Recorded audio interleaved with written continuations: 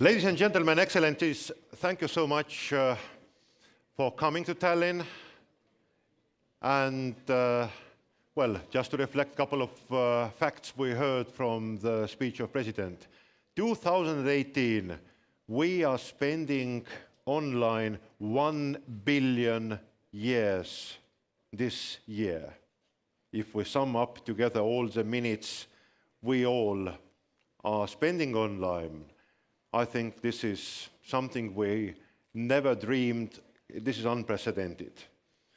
2000, it was 350 million people on internet. And majority of the governments thought that this is a playground of nerds, and this is a luxury tool for some people. In 2005, we were getting closer to the milestone of 1 billion people online. And it became already a serious business. World Summit on Information Society was established. The digital agendas for the governments were started to establish.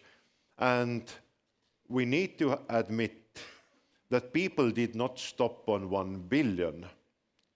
Right now, today, we have close to 4.5 billion people globally online. And in many cases, the governments still are there, where they were in 2000, where they were in 2005, when they were in 2010, 11, 15, and so on. They are still waiting for the next wave of approach. However, we are always very glad to welcome in our e-governance conference in Tallinn representatives from the countries who want to make a difference, who want to deliver, and to have it as a citizen-centric approach. I'm pleased to invite to the stage a distinguished panel, Chastanet, Prime Minister of St. Lucia, Zunaid Palak from Bangladesh, State Minister for ICT, and Daniel Marco from Smart Catalonia, Spain, the Director of Smart Catalonia. Please.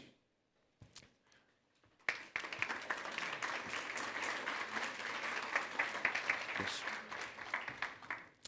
And what we have agreed is that we will rather try to have a kind of fireside chat type of open discussion. We know we all have goals dedicated to digital agenda. 3 countries, 3 speakers here are from very, very different regions: Caribbean, Asia, European, southern parts, everybody of them having same goal, very different roadmap. Mr. Prime Minister, do you agree that citizens are already online and governments are not? Very, very much so. Our citizens are very, very active online. Like the President said, many of them are actually managing their careers online. And the difficulty is the infrastructure within our country to facilitate that has not been there to support them to the extent that we ought to. Our legislation is way behind in terms of information. It's exactly what the President said in terms of people's overall trust and understand the mechanics of how this information is going to be used, the ability of ease of doing business. We like to think in St. Lucia, what are we? And how are we going to make our place in the world? We only have 170,000 people as a population. So we think of ourselves as a suburb. So a suburb to New York City, a suburb to Toronto, a suburb to London, a suburb to Australia, to Sydney. And the ability where people can live in our country and be able to work anywhere. And so therefore, the access to information and the speed in which we can provide that information and the protocols that we have are very, very critical. Bangladesh, a very different country. We are not talking about 170,000 people of population. We're talking about 170 million people. Do you witness also the rapid uptake of digital usage among the individual, and how is government responding to that? Yeah, thank you for inviting me and giving me the opportunity to share some of our success stories from Bangladesh. And what Honorable President mentioned, that the strong commitment of the government side, because if you have the political commitment, then things are actually going smoothly. So what I would like to share in this panel, that is from 2009, when Honorable Prime Minister Sheikh Hasina declared her vision to build digital Bangladesh, and since then we identified 4 pillars to be built, that is the human resource development and connectivity for all, e-governance and ICT industry promotion. So what we have seen in 9 years, that is the rapid and fast growing of the internet users. Like if you talk about 9 years back in Bangladesh, there was only less than million people were using internet, but now it's more than 80 million because of the policy support from the government side. Because you see, on that time, 9 years back, the price of internet per megabit was more than $1,000, but now it's less than $5 for 1 megabit. And that is the changes what we have seen in 9 years in Bangladesh. And like if you talk about the e-governance, I think merely 2 or 3 services were online, but now we have been able to provide more than 100 types of e-governance services for the people and for the citizen. And you know that in Bangladesh, like 2/3 of our population lives in the village level. So because we have actually found that 3 categories citizens we have in our country, like digital natives who actually born and brought up with internet. Secondly, like adopters who have actually started using internet in their lives. And thirdly, where we have actually really problem, that is like digital outlier, who don't use internet and who don't want to use internet. So that is why we have set up more than 5,000 digital centers in Bangladesh across the country, so that all these digital outliers can come and have an access to the e-governance. So now we have actually found that the challenge is how to encourage them to come and to use the internet. And we are expanding our digital fixed broadband connectivity across the country. And also we are trying to transform all the services focused on the citizen. So we have a target to reach 90% e-governance will be provided for the citizen by 2021. It's amazing goals you are having. Yeah. Daniel, Barcelona area and Catalonia in general are known to be really an innovation hubs, especially in what comes to information communication technologies in Europe. Is a model for Smart Catalan and Catalonia different from what we have seen in other countries, and how you are trying to approach the citizen centricity, especially digital citizen centricity, in your service provisioning? Yeah, we are in a middle-sized country. We have 7.5 million population in Catalonia, and as you say, Barcelona was the first innovation capital in Europe. We are the mobile world capital. We have very strong ICT hub in Barcelona, but we have also 948 municipalities around Barcelona, and we need to extend this concept of innovation of a city to the whole country. That is why Smart Catalonia was put in place in 2014, to extend the concept of smart city to smart region, to break the silos of the administrations. We aim to have a citizen-centric program, but with the main goal to use and reuse the data that we are gathering from them, that we are providing to them, and that we have in the different areas of our government. For us, the relationship, the engagement with the citizen is a priority.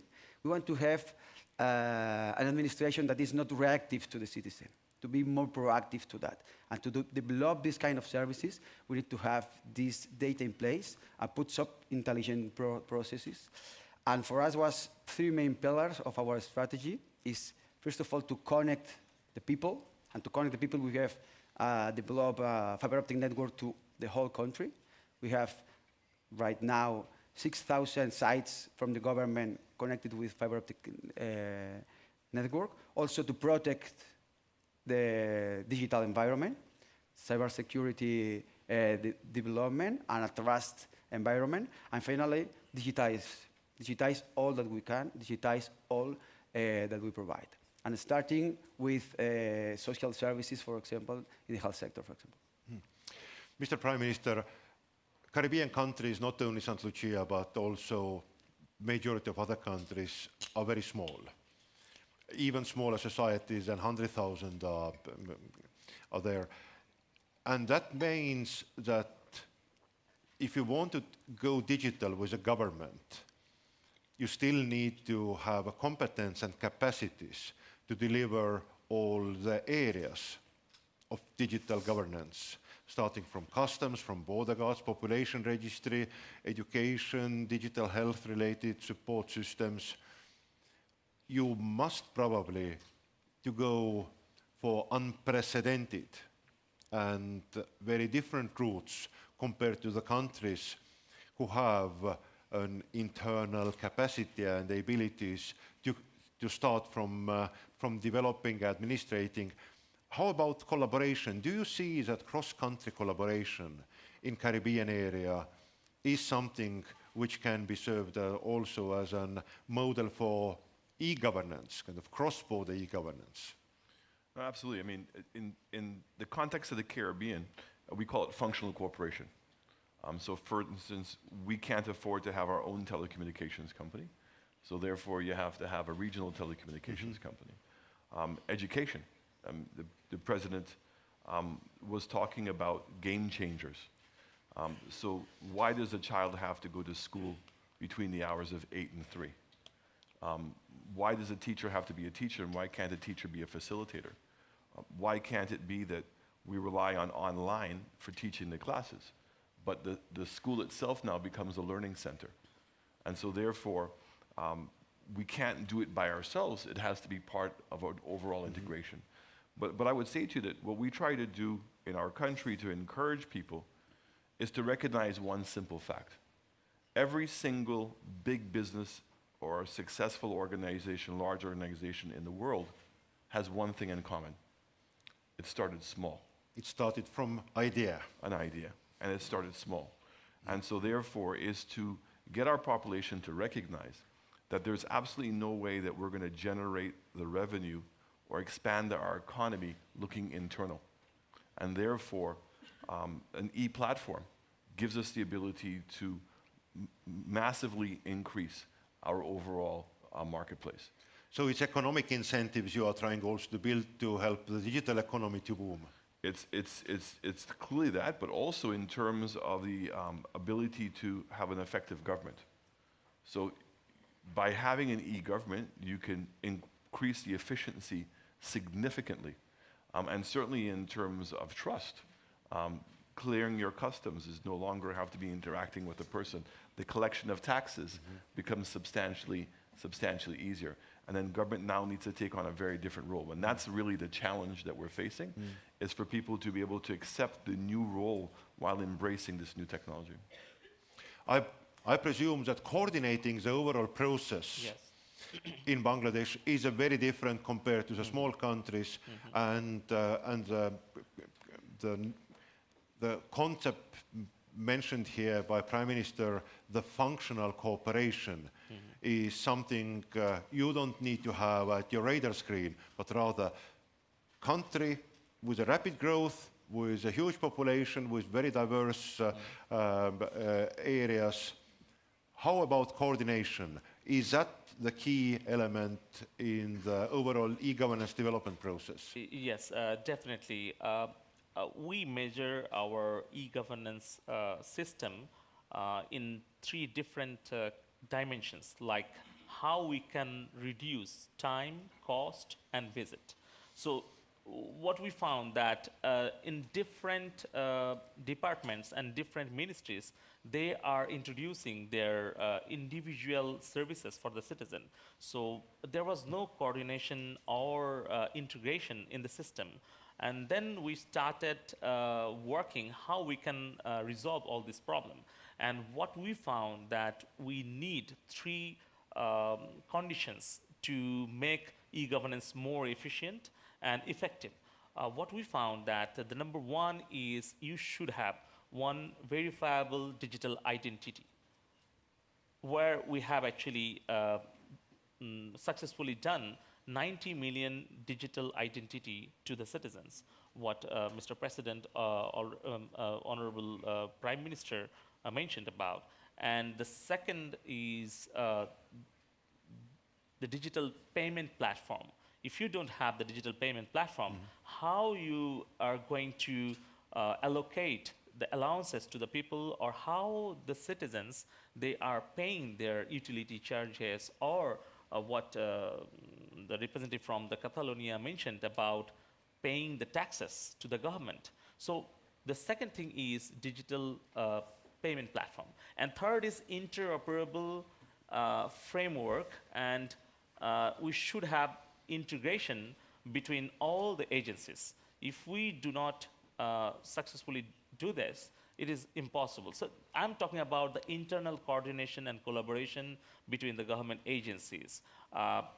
But definitely, we need some international collaboration and cooperation, because this ICT is the borderless issue, and it's a cross-cutting issue. When we talk about the digital natives who are not satisfied with simple e-governance solutions, they need more. Like, they want to have the customized and personalized services for these digital natives who were born and brought up with internet.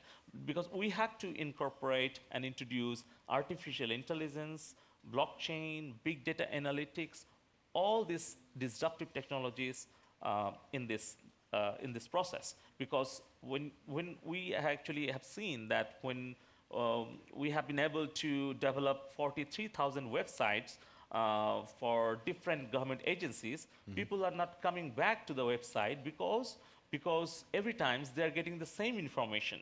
If we could provide for them like personalized or customized services, when they are visiting any websites, the information is coming according to their needs. So we have to look into all these matters, how the whole systems are changing so fast. We have to cope up with these changes.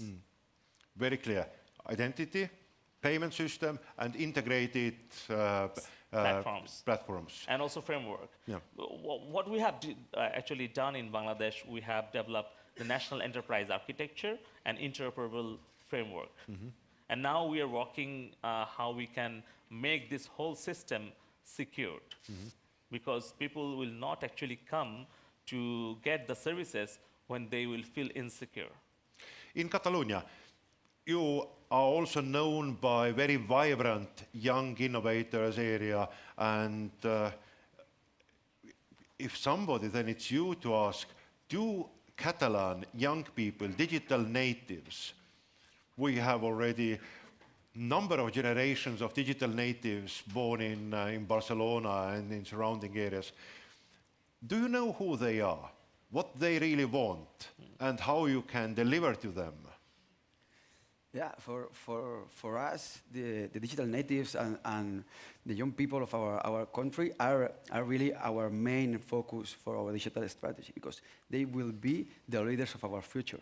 And we need to provide them not only tools to be users, native users of digital, also to be the creators of our digital society, because are different things. One thing is to use your mobile phone to share photos or order cinema films, but other is to use a mobile phone to create a new application to go to the library, or a new application to provide access to some information.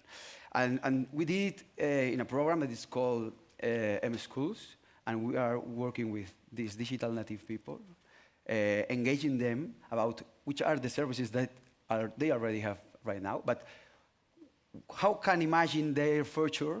And then we are learning a lot about these native people, about this will be the things that we will need in the future, because they are, for scratch, they are asking that to the teachers, to the parents, and to the society.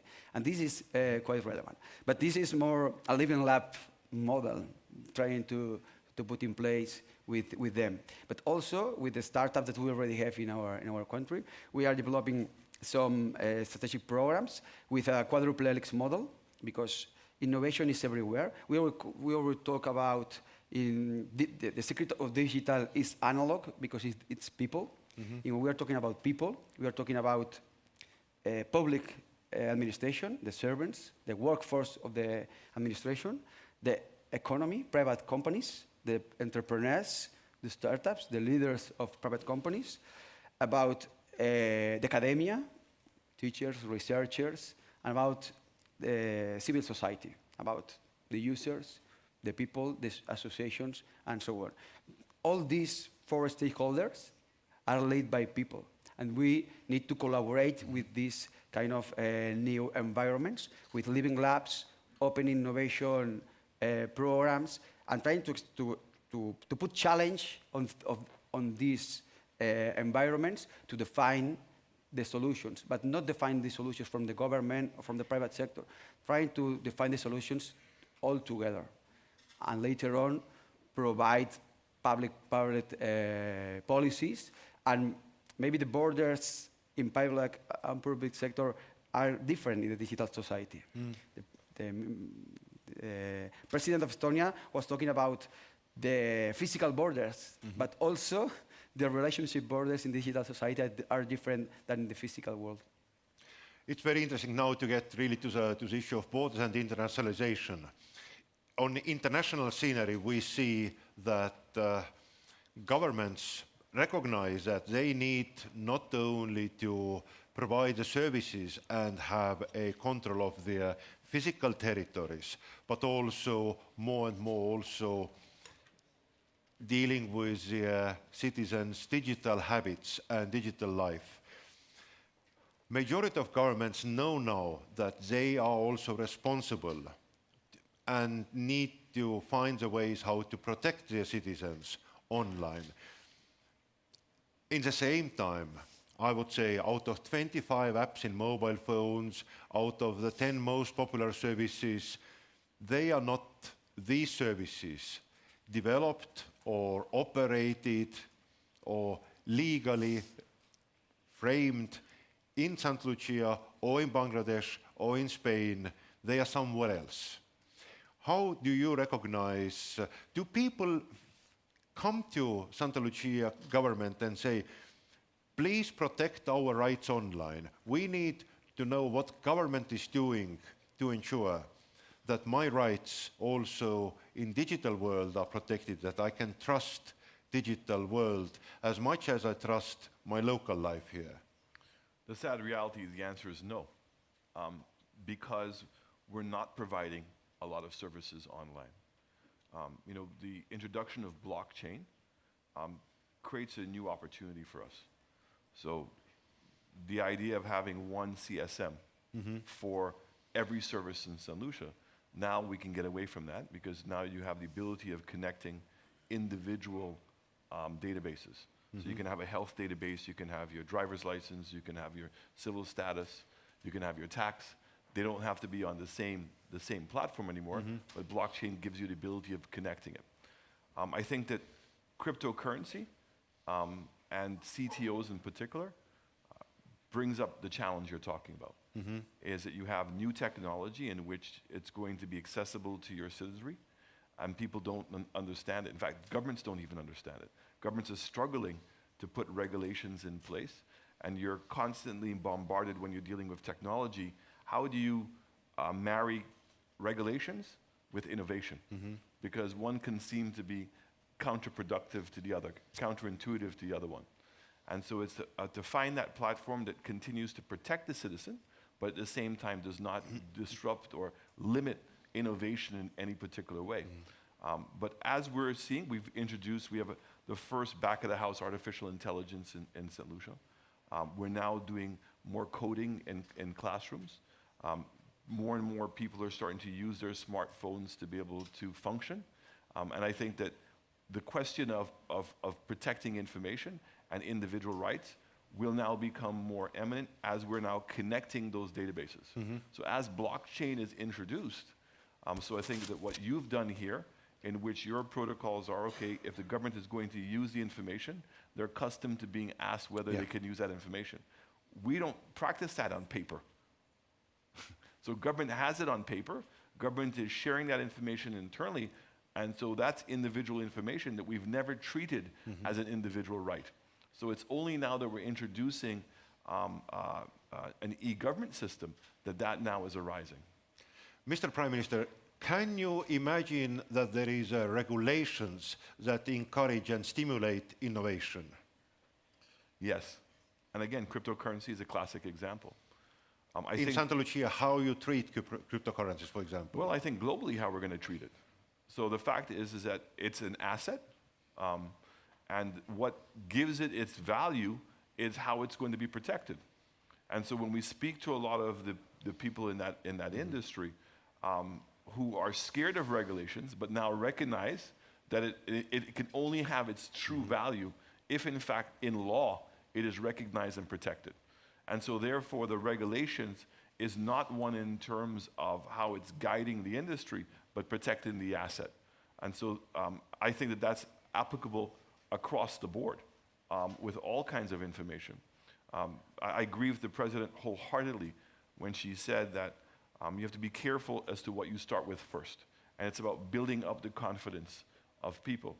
So where we're very lucky, I think, in St. Lucia is the excitement is that the e-technology is a portal to the world. And so therefore, it's a significant upside to everybody else. And so everybody's very excited and getting engaged. And then as we now start providing more and more services, the need for proper regulations and how people see themselves with government. But I think with digital information, the ability of understanding and controlling government is going to be better. Because remember, it's a permanent record of the transaction. Whereas when people were shifting paper around before, there was no real record of how that information was being used. Bangladesh and regulation, it always sounds like the technology is running ahead, regulations are always behind, and when they hit, they kill the innovation. Do you feel that in Bangladesh you are doing something different, that you are waiting technologies to flourish first and then try to capture the best out of it? What is your approach to the regulatory environment? Yes, definitely. We encourage innovation and creativeness. Also, then we follow the innovation. Then we actually start thinking how we can regulate, how we can operate, and encourage new innovations. Like I can give you one example that in Bangladesh currently we have 17 types of ride-sharing platforms. So at the same time, we welcome Uber to come in Dhaka, and also we are encouraging our homegrown solutions like Pathao, Shohoj.com, Cholo, many other our local solutions for our citizens. And then we actually thought that now we need some rules and regulations to regulate and to make this field as equal for all the players, because we are not regulating all the players, but we are creating the level playing field for all the entrepreneurs, and also we are trying to secure the whole system for the citizens. So my point of view is, if I mention that the Sheikh Hasina's government, our current Awami League government, they are trying to encourage innovations and creativeness, and also we are encouraging our startups. Because when you are regulating first, no innovation will come. So first we are welcoming all the innovations, then we are starting thinking that how we can regulate and create level playing fields for all the entrepreneurs, innovators, and for the citizens, and also for the security. And I would like to mention another thing that for last 3 years, we have actually started a digital platform for the startups, like Startup Bangladesh platform. Under that umbrella, we have set one academy that is Innovation, Design, and Entrepreneurship Academy. Because we don't know that what type of technology is coming tomorrow. So we have to be prepared for learning all these new technologies. So that is why we have set up this Innovation Design and Entrepreneurship Academy. Recently, we have identified 5 areas like blockchain, artificial intelligence, big data, robotics, and cybersecurity. So these 5 areas, we are trying to build our capacity because we have a target to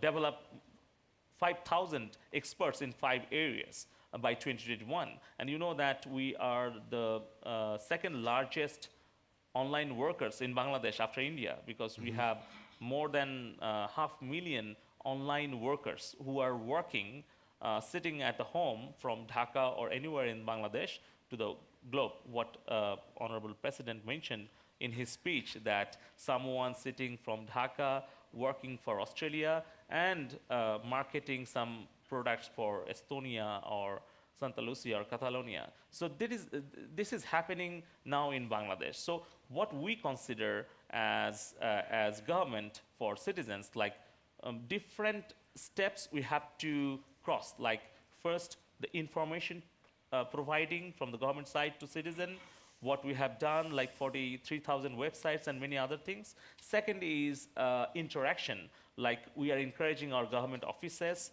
to open their Facebook accounts, to Facebook pages, to interact with the citizens and also receive emails. And third is transaction, because we are creating the platforms so that people, the citizens, should not go to visit physically to the government offices. They can pay their taxes and utility bills by using their mobile phones. And the last one is very critical, that is transformation. We are in a transition period because we have to face this 4th industrial revolution. If we want to really shape the e-governance according to these changes, we have to be open and more agile. So we are encouraging our young innovators and startups to learn more and to come with innovative and creative solutions. And then we actually try to set the regulation. Daniel, do you hear those words from Santa Lucia and from Bangladesh? Do you hear them and recognize the struggle with regulation or the opportunities around the regulation? I recall always when I came to Barcelona, I was fascinated by one fact.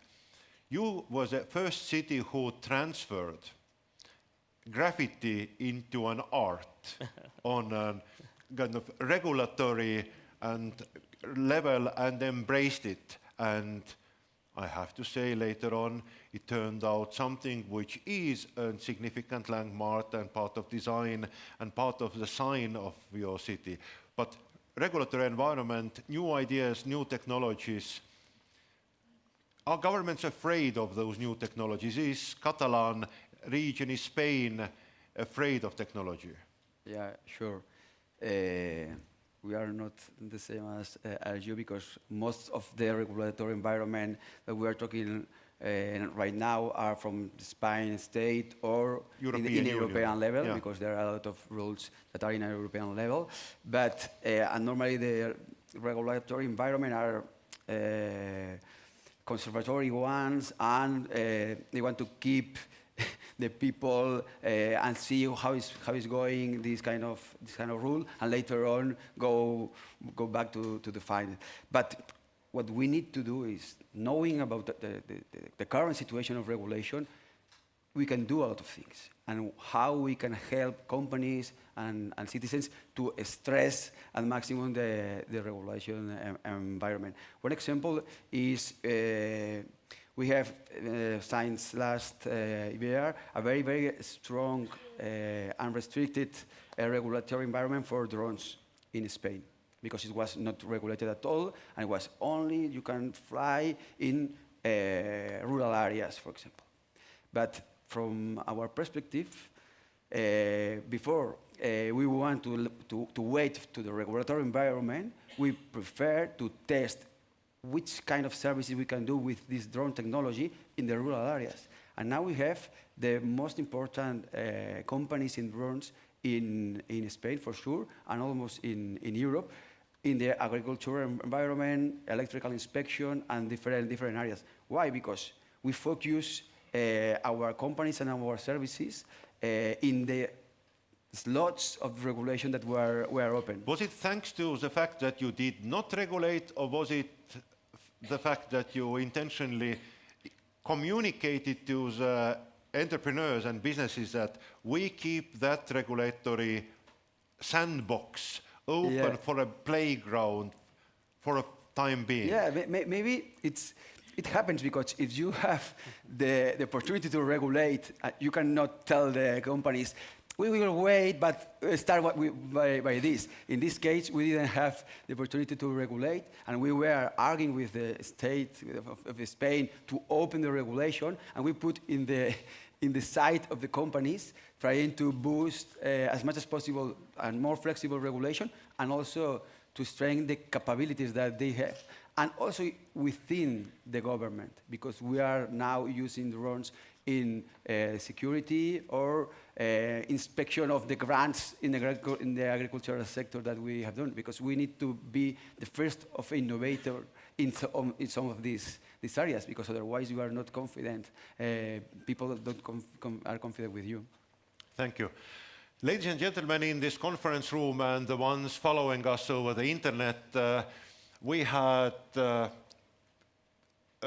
perspectives from the three very different regions, from the three very different countries and areas, and we covered the issues related to coordination, priorities, regulatory environment, entrepreneurship, innovation, and I bet they are all also in the radar screen of your everyday activities. They are the key aspect that will help you to deliver the e-governance solutions. I would like to thank our member panelists. It was really cozy here, really like a fireside chat. I hope you also enjoyed it. And I would like to give a floor over to our master of ceremony back there to talk you a little bit more about the rest of the day and the procedures.